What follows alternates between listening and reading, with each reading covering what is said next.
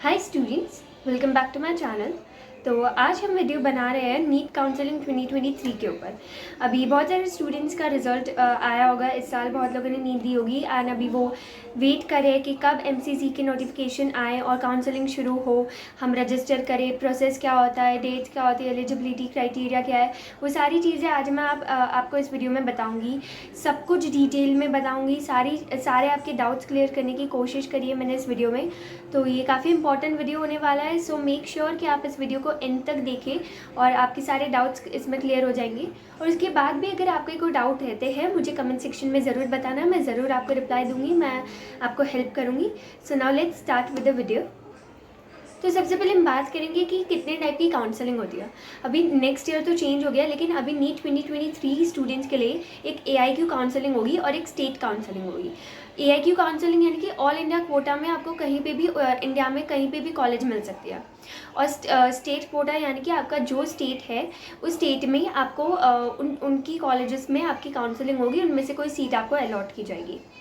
तो state counselling में और AI की काउंसलिंग में ये एक डिफरेंस होता है कि आप जिस स्टेट के हो, फॉर एन एग्जांपल आप गुजरात स्टेट के हो, तो गुजरात स्टेट में जितनी भी कॉलेजेस है उसमें से 85% सीट्स, उन कॉलेजेस की 85% सीट आप इस स्टेट काउंसलिंग से लेके जाओगे, गुजरात के स्टूडेंट्स लेके जाएंगे।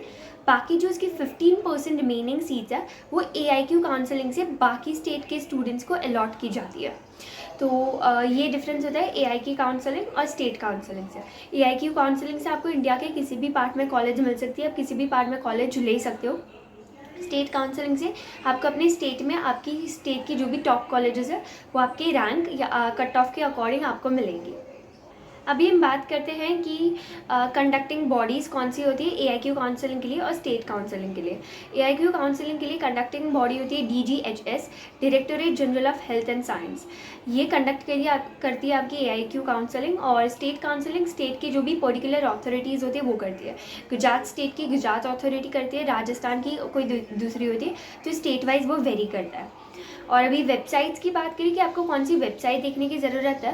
अगर आप स्टेट काउंसलिंग के लिए जा रहे हो तो आपको हर एक स्टेट की अलग वेबसाइट होती है। राजस्थान स्टेट की अलग होगी, गुजरात स्टेट की अलग होगी, यूपी की अलग होगी। ऐसे ऐसे अलग अलग वेबसाइट्स होती है जिसमें आपको रजिस्टर करना पड़ता है डिफरेंट स्टेट्स के लिए। अभी AIQ काउंसलिंग के लिए mcc.nic.in एक ये कॉमन वेबसाइट होती है जो AIQ काउंसलिंग के लिए आपको रजिस्टर करनी पड़ती है। सारे स्टूडेंट्स को AIQ काउंसलिंग की एक ही ये वेबसाइट ओपन करके रजिस्टर करना होता है, mcc.nic.in। अब मेन क्वेश्चन आता है कि नीट काउंसलिंग के लिए एलिजिबल कौन कौन है। एलिजिबिलिटी क्राइटेरिया पे मैंने पहले एक वीडियो बनाई है कि कौन कौन से स्टूडेंट्स, इन डिटेल मैंने बताया कि कौन कौन से स्टूडेंट्स एलिजिबल होता है। बेसिक एलिजिबिलिटी क्राइटेरिया होता है, वो आप वीडियो एक बार देख लेना, मेरी चैनल पे जाके अवेलेबल है। अभी बात करते हैं कि पहली चीज़ तो वो स्टूडेंट्स एलिजिबल होंगे जिन्होंने नीट क्वालिफाई किया है। नीट क्वालिफाई करना काफ़ी ज़रूरी है, तभी आप काउंसलिंग के लिए एलिजिबल होंगे। अभी दूसरी इंपॉर्टेंट चीज़ ये आती है कि जम्मू एंड कश्मीर स्टूडेंट्स के लिए जिनको पहले ही काउंसलिंग AIQ काउंसलिंग के लिए नहीं ऑप्शन दिया जाता था, उन लोगों को वो लोग AIQ काउंसलिंग के लिए नहीं, मतलब उसमें वो लोग अलाउड नहीं थे। बट इस साल जम्मू एंड कश्मीर स्टूडेंट्स भी AIQ काउंसलिंग में बैठ सकते हैं, वो लोग भी इस चीज़ के लिए एलिजिबल है। तो ये एक चेंज आया है और एक गुड न्यूज़ है जम्मू एंड कश्मीर स्टूडेंट्स के लिए। फिर तीसरी चीज़ ये आती है कि जो भी डीम्ड यूनिवर्सिटीज़ है, जो भी प्राइवेट यूनिवर्सिटीज़ है, वो सारे नीट क्वालिफाइड कैंडिडेट्स के लिए ओपन होती है। सारे पहली बात नीट क्वालिफाइड कैंडिडेट्स, तो नीट क्वालिफाइड कैंडिडेट्स यानी कि मतलब क्वालिफाई करना ज़रूरी है। अगर आपने क्वालिफाई किया है तभी आप नीट के लिए एलिजिबल होंगे, नीट काउंसलिंग के लिए एलिजिबल होंगे। तो जिसने नीट क्वालिफाई किया है वो सारे स्टूडेंट्स डीम्ड यूनिवर्सिटीज़ के लिए काउंसलिंग के लिए मतलब वो लोग बैठ सकते हैं। एक और इम्पॉर्टेंट चीज़, अभी पहले जैसा नहीं रहा है कि आपकी नीट आ गई, आपने नीट क्रैक कर लिया, आपकी अच्छी से रैंक आ गई, मार्क्स आ गए तो आप नीट में बैठ सकते हैं, आई मीन आपकी काउंसलिंग हो जाएगी। अगर आपको AIQ काउंसलिंग करवानी है तो आपको NCC में रजिस्टर करना पड़ेगा, mcc.nic.in, उसकी वेबसाइट पे जाके आपको रजिस्टर करना पड़ेगा, तभी आपकी काउंसलिंग होगी। तो रजिस्टर करना काफ़ी इंपॉर्टेंट होता है। उसकी डेट्स आती है कि रजिस्ट्रेशन प्रोसेस कब शुरू होता है, राउंड 1 की डेट्स आती है, वो सारी अपडेट्स मैं बताती रहूँगी। तो अगर रेगुलर अपडेट्स आपको चाहिए तो सब्सक्राइब टू माई चैनल, आपको सारी रेगुलर अपडेट्स और सब कुछ इस चैनल पर मिल जाएगा। अब हम बात करेंगे कि हमें डॉक्यूमेंट्स कौन से चाहिए होंगे। नीट काउंसलिंग के लिए डॉक्यूमेंट्स में सबसे पहले तो हमें हमारे हाई स्कूल की मार्कशीट होनी चाहिए, 10th की मार्कशीट होनी चाहिए और 12th की मार्कशीट होनी चाहिए। फिर एक प्रूफ होना चाहिए, आइडेंटिटी प्रूफ, फ़ोटो के साथ आधार कार्ड ले लो या पैन कार्ड ले लो या फिर ड्राइविंग लाइसेंस ले लो, ये ऐसे कोई आइडेंटिटी प्रूफ एक होना चाहिए। फिर हमें हमारा डोमिसाइल सर्टिफिकेट हमारे पास होना चाहिए। एक कैटेगरी सर्टिफिकेट होना चाहिए अगर एप्लीकेबल है तो, अगर किसी भी कैटेगरी जनरल के अलावा अगर हमारी कोई कैटेगरी अगर एप्लीकेबल है तो हमें वो चाहिए। फिर EWS certificate if it is applicable तो वो चाहिए। फिर हमें एक पासपोर्ट साइज़ फ़ोटो चाहिए होगी, हमारी 6 पासपोर्ट साइज़ फ़ोटो हमारे पास होनी चाहिए, एक ही फ़ोटो की 6 कॉपीज़ हमारे पास होनी चाहिए। फिर नीट 2023 का एडमिट कार्ड हमारे पास होना चाहिए और उसका रैंक कार्ड हमारे पास होना चाहिए और प्रोविजनल अलॉटमेंट लेटर हमारे पास होने चाहिए। ये सारे एक डॉक्यूमेंट्स हैं जो आप लोगों के पास होने चाहिए नीट 2023 की काउंसलिंग के लिए। According to the latest rules जो भी OBC और EWS वाले सर्टिफिकेट्स है वो लेटेस्ट होने चाहिए। बाकी जो भी आपका वो कैटेगरी सर्टिफिकेट है वो स्टूडेंट्स का लेटेस्ट होना चाहिए। बाकी SC ST वालों का पुराना चलेगा, लेकिन OBC और EWS स्टूडेंट्स का लेटेस्ट सर्टिफिकेट होना चाहिए। अब हम बात कर सकते हैं कि AIQ काउंसलिंग से हमें कौन सी सीट्स मिलेगी। पहली बात तो AIQ काउंसलिंग से हमें स्टेट की 15% सीट्स MBBS या BDS सीट्स हमें मिल जाएगी।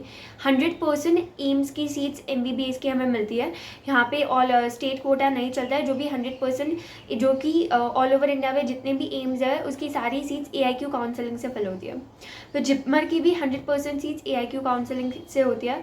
फिर AMU या VMMC, फिर ABV, DU, इन सब की सीट्स 100% AIQ काउंसलिंग से ही होती है और BHU की भी 100% सीट्स AIQ काउंसलिंग से होती है, MBBS या BDS की। फिर अब बारी आती है all India quota seats of faculty of dentistry और फिर all India quota of ESIC, ये सब की सीट्स AIQ काउंसलिंग से फिल होती है। 15% स्टेट की, बाकी सबकी जो भी 100% सीट्स है वो सारी AIQ से होती है, वहाँ पे स्टेट कोटा नहीं चलता है। अभी बारी आती है रजिस्ट्रेशन प्रोसेस की, जो कि क्या प्रोसेस होती है नीट काउंसलिंग 2023 के लिए क्या होने वाली है। तो हम इसे स्टेप बाय स्टेप आपको बताएंगे। तो पहला स्टेप ये कि हमें सबसे पहले तो रजिस्टर कर देना है MCC नीट में, जो कि काफ़ी इंपॉर्टेंट होता है। अगर रजिस्टर नहीं किया तो आप एलिजिबल नहीं होंगे आपका मतलब राउंड 1 नीट काउंसलिंग के लिए। दूसरा स्टेप है चॉइस फिलिंग और लॉकिंग। चॉइस फिल कर देनी है आपको, आपके पास अनलिमिटेड चॉइसेस, आप जितनी कॉलेजेस फिल करना चाहते हैं आप कर सकते हैं। स्टूडेंट्स क्या करते हैं, बहुत कम चॉइसेस फिल करते हैं, 6 या 7। लेकिन क्या पता आपकी 6 और 7 में फिर आपकी कोई भी कॉलेज ना लगे या फिर कोई इशू आ जाए। तो हमारे पास अगर अनलिमिटेड चॉइसेस है, हम 20, 30, 40 हम जितनी चॉइसेस लगाना चाहते हैं हम उतनी लगा सकते हैं। तो हमें जितनी भी चॉइसेस हम कर सकते हैं, हमें लगता है कि इसमें भी मिल जाएगा, इसमें भी मिल जाएगा, सबको फिल कर देना है। फिर उन्हें लॉक भी करना होता है। लॉक करने से पहले हमें उसे प्रायोरिटी वाइज उसको रखना होता है। Like priority wise first priority हमारी ये कॉलेज है, दूसरी ये है, इसे प्रायोरिटी वाइज हमें उसे लगाना होता है। वैसे प्रायोरिटी वाइज अरेंज करने के बाद हमें इसे लॉक कर देना है। बहुत सारे स्टूडेंट्स लॉक करना भूल जाते हैं, ये गलती होती है, लेकिन कोई बात नहीं, अपने आप वो थोड़े टाइम बाद अपने आप लॉक हो जाते हैं वो सारे ऑप्शंस। या तो फिर आप खुद कर सकते हैं, कोई आई सजेस्ट कि खुद कर दे ताकि आगे जाके कोई इशू ना आए। फिर लॉक करने के बाद रिज़ल्ट अनाउंस्ड होता है। ये थर्ड स्टेप है, रिज़ल्ट अनाउंस होगा, हमें वो रिज़ल्ट देखना है। उसके बाद जो भी हमने कॉलेज डिसाइड किया था, जो भी हमें कॉलेज अलॉट किया गया है, वहाँ पे हमारे पास 5 या 6 दिन का टाइम दिया जाता है कि आप किसी भी कोने पे क्यों ना हो, आपको कॉलेज जहाँ पे भी आपको कॉलेज मिली है, आपको फिजिकली वहाँ पे जाके रिपोर्ट करना होता है, सारे डॉक्यूमेंट्स लेके जाने होते हैं वो 5-6 दिन के टाइम में। अदरवाइज़ आपका वो अलॉटमेंट, आपकी वो सीट कैंसिल हो जाती है।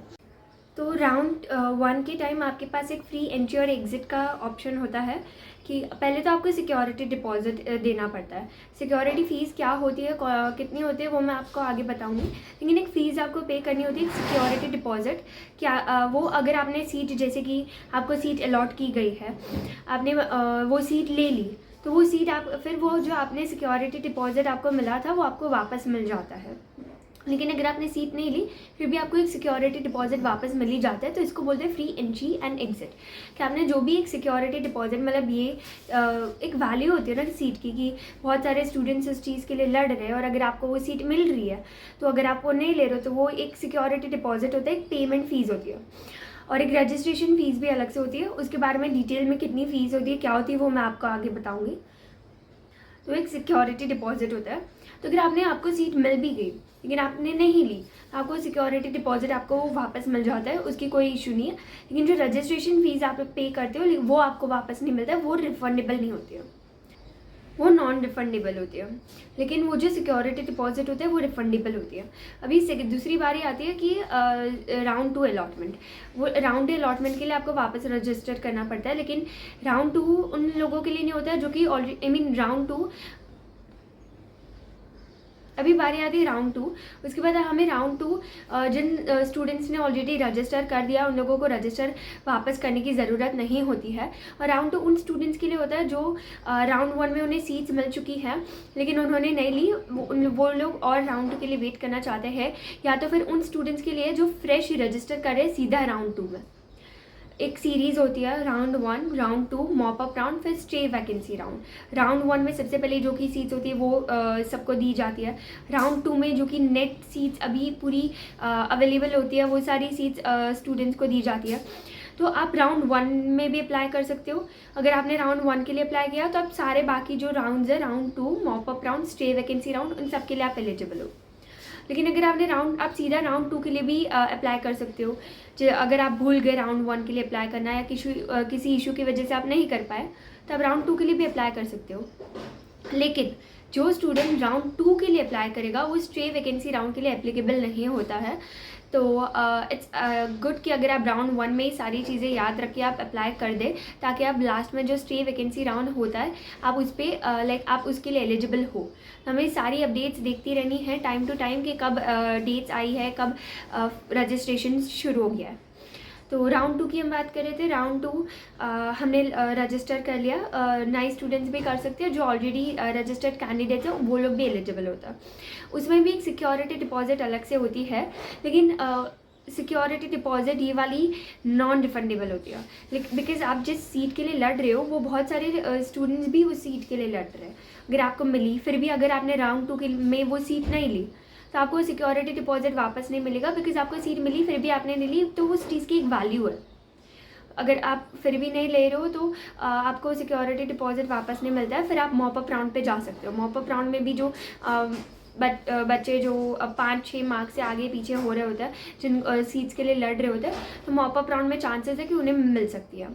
फिर स्टे वैकेंसी राउंड होता है। स्टे वैकेंसी राउंड में जो कि कभी 1-2 सीट अगर गलती से बच भी जाती है तो जो बच्चे स्टे वैकेंसी राउंड तक वेट कर रहे होते हैं और 1-2 सीट खाली होती है तो उनमें उन बच्चों को वो सीट्स मिल जाती है। अभी हम बात करते हैं कि फ़ीस क्या होती है, रजिस्ट्रेशन फ़ीस क्या होती है। अगर आप रजिस्टर करने जा रहे हैं तो पहले तो आपकी एक काउंसलिंग फ़ीस होती है जो कि नॉन रिफंडेबल होती है, आपको वापस नहीं मिलेगी। रजिस्टर करने के लिए आपको इतनी फ़ीस पे करनी ही पड़ेगी। दूसरी होती है सिक्योरिटी डिपॉजिट, जो आपको सीट लेने के बाद वापस मिल जाती है राउंड 1 में। राउंड 2 में अगर आप दे रहे हो, राउंड 2 में भी अगर आपने सीट नहीं ली तो आपको वो नहीं मिलेगी वापस। तो अगर जनरल कैटेगरी की बात करें तो 50% AIQ या तो सेंट्रल यूनिवर्सिटीज़ के लिए जनरल कैटेगरी के लिए 1000 काउंसलिंग फ़ीस होती है। और वहीं अगर SC ST OBC या तो PWD की बात करें तो उनके लिए 500 होती है काउंसलिंग फ़ीस।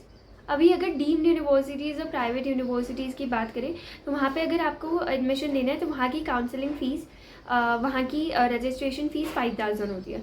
ये नॉन रिफंडेबल होती है। डीम्ड यूनिवर्सिटीज़ की कुछ ज़्यादा होती है। और फिर अगर हम सिक्योरिटी डिपॉजिट की बात करें तो सिक्योरिटी डिपॉजिट जनरल कैटेगरी के लिए सेंट्रल यूनिवर्सिटी 15% AIQ कोटा के लिए 10,000 होती है। 10,000 आप पे करते हैं, लेकिन एक बार सीट मिल जाए उसके बाद आपको वो रिफंड वापस मिल जाती है, तो कोई टेंशन नहीं होता। लेकिन आपको एक सिक्योरिटी डिपॉजिट एज ए पे करना पड़ता है। फिर SC ST OBC और PWD इन सारी कैटेगरीज़ के लिए सिक्योरिटी डिपॉजिट होता है 5000 रुपीज़, ये भी रिफंडेबल है। फिर डीम्ड यूनिवर्सिटीज़ की बात करें, प्राइवेट यूनिवर्सिटीज़, तो अगर आपको वहाँ पे सीट चाहिए तो वहाँ की सिक्योरिटी डिपॉजिट 2 लाख रुपए होती है। ये भी रिफंडेबल ही होती है, तो पर आपको स्टार्टिंग में 2 लाख रुपीज़ आपको पे करने पड़ते हैं और एक बार सीट मिल जाती है तो आपको 2 लाख रुपये वापस मिल जाते हैं। लेकिन उनकी कॉलेज फ़ीस भी उतनी हाई होती है। अगर 18-20 लाख जितना, मतलब अब बहुत अच्छी खासी कॉलेजेस ले लो तो उनकी फ़ीस होती है। तो उनकी सिक्योरिटी डिपॉजिट भी 2 लाख होती है, तो वो आपको पे करनी पड़ती है अगर आपको कोई डीम्ड या प्राइवेट इंस्टीट्यूट में MBBS या BDS करना है। तो अभी काफ़ी इंपॉर्टेंट चीज़ जो मैं आप लोगों को बताऊंगी, काफ़ी इंपॉर्टेंट चीज़ है। पहले तो आपको मैंने बता दिया कि राउंड 1 में अगर आप जा रहे हैं तो अगर आपको सीट नहीं लेनी तो आप राउंड 2 के लिए एलिजिबल हो। वहाँ पे अगर आपने जो सिक्योरिटी डिपॉजिट किया था वो आपको वापस मिल सकता है। राउंड 2 में मतलब वो जो आपका सिक्योरिटी डिपॉजिट है वो राउंड 2 में चला जाएगा। तो राउंड 2 में अगर आपने वो सीट छोड़ दी फिर आपको वो चांस नहीं मिलेगा, मतलब आपको सिक्योरिटी डिपॉजिट वापस नहीं मिलेगा। लेकिन फिर कैंडिडेट ने जिसने अगर ज्वाइन, जो भी उसको सीट मिली है उसने अगर ज्वाइन कर लिया, उसके बाद वो एलिजिबल, उसको बाद लाइक वो ना ही रिज़ाइन कर सकता है, ना ही वो सरेंडर कर सकता है, वो सीट को छोड़ नहीं सकता है, और ना ही वो स्टेट राउंड काउंसलिंग के एलिजिबल होगा अगर उसको एक बार सीट मिल गई और उसने उसको ज्वाइन कर लिया। तो ये काफ़ी इंपॉर्टेंट चीज़ है। और इन सारे क्लैशेस को ही, बहुत क्लैशेस होते हैं AIQ काउंसलिंग, स्टेट काउंसलिंग, इन सब को लेके जब भी काउंसलिंग चल रही होती है तो बहुत सारे क्लैशेस होते हैं। तो उसकी वजह से एक नेक्स्ट ईयर एक ये अटेम्प्ट है, आई मीन ये रूल बनाया गया है कि नेक्स्ट ईयर से कॉमन काउंसलिंग होगी ताकि क्लैशेस ना हो। तो पर इस साल तो हमें AIQ काउंसलिंग और स्टेट काउंसलिंग ही होगी। तो ये चीज़ें हमें पहले से हमारी प्रायोरिटी लिस्ट बना के रखनी है, हमारे दिमाग में क्लियर होना चाहिए हमें कौन से कॉलेज चाहिए, ये चीज़ें क्लियर होनी चाहिए। और मेक श्योर कि हमें कोई गलती ना कर दे, सारे डॉक्यूमेंट्स ऑलरेडी प्रिपेयर करके रख देने। अभी तक आके आपके सारे डॉक्यूमेंट्स प्रिपेयर हो जाने चाहिए और ज़्यादा इतना टेंशन लेना नहीं है। बस हमें हमारे कॉलेजेस डिसाइड करनी है, प्रायोरिटी वाइज उसको अरेंज कर देना। हमें दिमाग में होना चाहिए हमें कौन सी कॉलेज में जाना है पहले से, ताकि जब काउंसलिंग प्रोसेस के टाइम पे कोई इशू ना हो जाए। तो बस यही थी सारी चीज़ें। अगर आपको आगे डाउट्स है काउंसलिंग प्रोसेस को लेके, do let me know in the comment section. मैं आपको उन सारे क्वेश्चंस का आंसर करूँगी। And thank you for watching this video. See you in the next video.